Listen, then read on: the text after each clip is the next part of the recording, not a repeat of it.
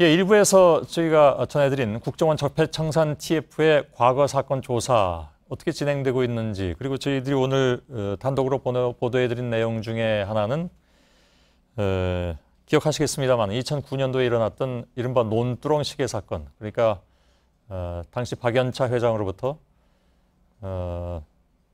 노무현 전 대통령의 가족이 시계를, 명품 시계를 받았다가 수사가 진행되니까 논두렁에 버렸다.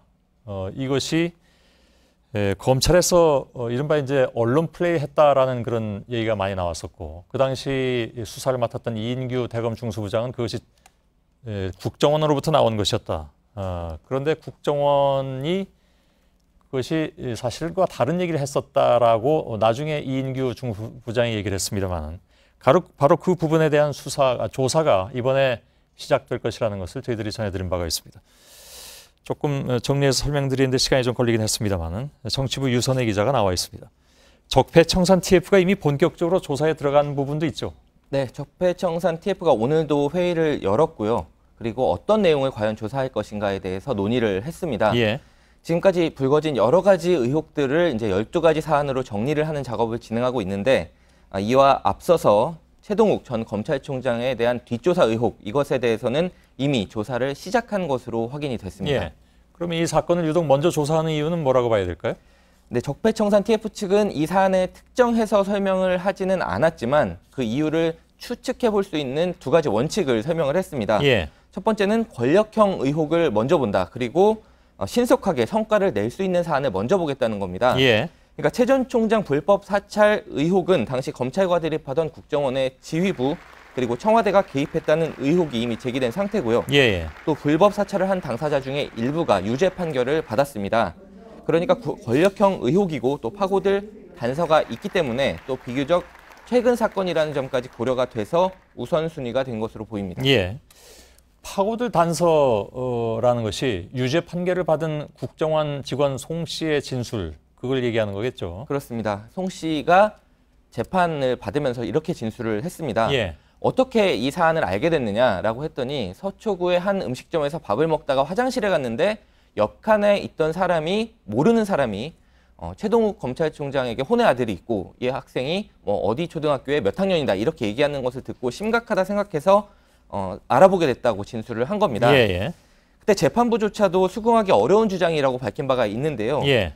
판결문을 보면 검찰의 수사를 방해하려고 하는 모종의 음모에 따라서 국정원의 상부 내지는 그 배후 세력 등의 지시에 따라서 저질러졌을 것임이 능히 짐작된다 이렇게 적었습니다. 예. 그러니까 그만큼 납득하기 어려운 부분이 많고 또 문제가 있는 것으로 조사가 된다면 곧바로 검찰에 재수사를 의뢰할 것으로 보입니다. 예. 조사와 또 앞으로 있을 가능성이 있는 재수사 과정을 통해서 굉장히 많은 얘기들이 쏟아져 나올 것 같은데, 근데 보면 이게 왜 그 수사로 곧바로 연결될 수 있냐 하는 그런 근거는 네. 지금 적폐청산 TF의 현직 검사도 파견을 했잖아요. 네. 매우 수사 능력이 뛰어난 검사들이 갔다 이런 얘기들도 들립니다만은, 그래서 수사로 이어질 가능성이 크게 대두가 되는 거죠. 네, 그렇습니다. 예. 그러니까 재수사를 의뢰를 하려면 일단 현행법상에 어긋나는 부분이 있다라는 정황이 확인이 돼야 되기 때문에 국정원법 위반 등 법률적인 부분을 이제 파견받은 검사들을 통해서 조사 과정에서 이미 보겠다는 겁니다. 예. 그래서 확실히 문제가 있다고 판단이 되면 과감하게 수사를 의뢰하겠다는 건데요.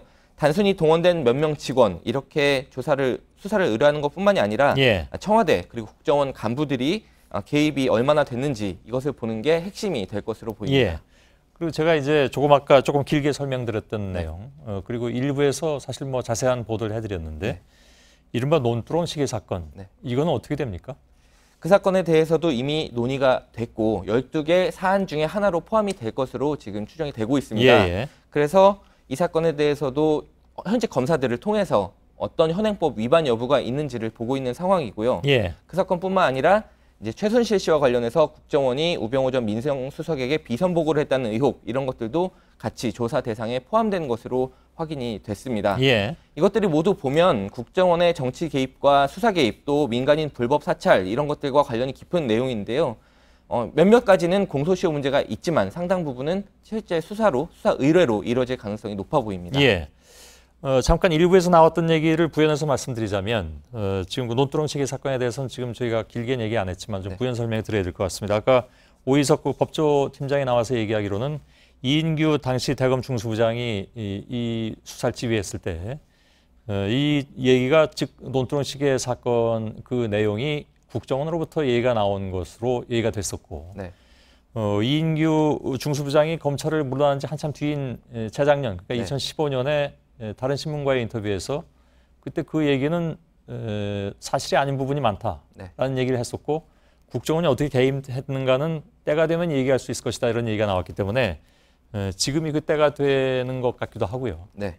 동시에 그것이 국정원이나 아니면 나중에 수사에 들어가게 되면 검찰 수사에서 이인규 전 중수부장을 부를 가능성도 있지 않느냐 네. 이런 얘기도 나왔었죠. 네, 확실한 부분은 이제 그와 관련된 의혹이 제기된 부분을 전체를 다 보겠다는 것이기 때문에 예. 국정원은 성역 없이 조사를 하겠다. 그렇기 때문에 이인규 전 중수부장이 했던 얘기에 대해서도 예. 반드시 들여다 볼 것으로 예측이 되고 있습니다. 예, 알겠습니다. 유선혜 기자였습니다.